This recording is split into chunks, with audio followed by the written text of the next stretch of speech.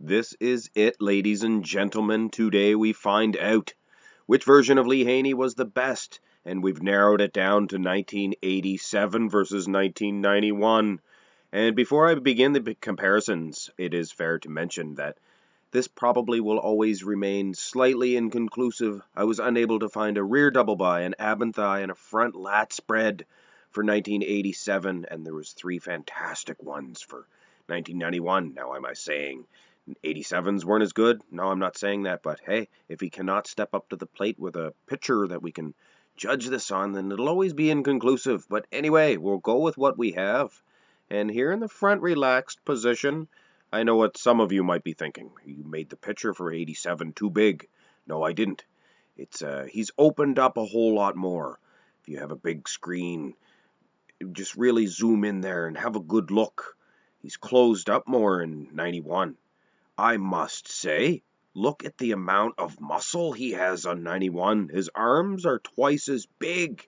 Action Jackson. His legs aren't, but they are more striated, more cut. I believe he's in a little bit better condition. He does have a little bit of what I call old man tit, old man breast. It's kind of sagging down a little bit, but don't kid yourself. Those pecs look a little bit thicker and more muscular in 91. Like I said, he is opened up better in 87, and you might like the aesthetic flow a little bit more, but hard to judge this one. Slightly towards 91, but like I said, I do like that flow of 87.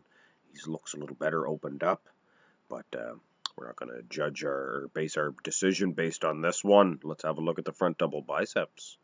And it is definitely plain for me to see that his arms are much larger. He really worked on those arms in the years between 87 and 91. Of course, there is another way you can look at this, ladies and gentlemen. He has much more aesthetic flow. His proportions are a whole lot better because his legs are no bigger. If anything, they're smaller in 91. So his proportions are off.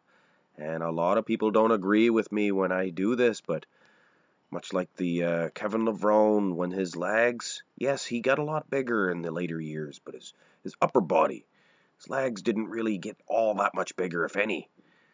And I don't know. This is the front double bicep, though. I don't know. It's a tough one. Almost a toss-up. His conditioning might be a little better in 91, too. I don't know. Slightly towards 87 will make this a good battle. Let's have a look at the backs. And now I'm really starting to reconsider my decisioning here. It's my firm belief that the 87 rear lat spread is a better pose for Lee Haney than the 91. There's a little bit better lats, I believe. And the traps are much better. Wow. Thick, thick, thick traps. You can definitely see here it's proof positive. Look at those triceps are a whole lot bigger in 91, but that does nothing for this pose. I'm going with 87. My gosh, ladies and gentlemen, this could be an upset. This could be an upset. And it's too bad we don't have a rear double bicep. And I know some of you might be thinking, just use screenshots. No. Look at this. This is the photograph, of course, versus the screenshot. And there's just no way to base a decision on this. He looks like he's about 75 pounds heavier in the screenshot. Now, some of the newer videos you can use, I do believe they're a whole lot better. But of course, these 80s ones are terrible and just atrocious. But anyway, let's go back to these comparisons. And once again, it is a shame that 1991 didn't snap the shot the exact same way as in 87. So we're basically just going to have to judge this like a contest, like it's two different people. And really, in my opinion, it's no contest. 1987 is a far better pose for Lee Haney, the man. It's not a very good one here in 91. I don't know. Makes his arms look too gangly, perhaps. Either way, it is still inconclusive what Lee Haney was better, of course, because he's not hitting the same shot. But here's this old crab one from 91. And normally I don't like the crab from Lee Haney, but I have to say, in this comparison, I cannot vote against 91. Look how much more vascular. He's just ripped to shreds, actually. So totally inconclusive in the most muscular. 1 point for 87, 1 for 91. Equals each other out.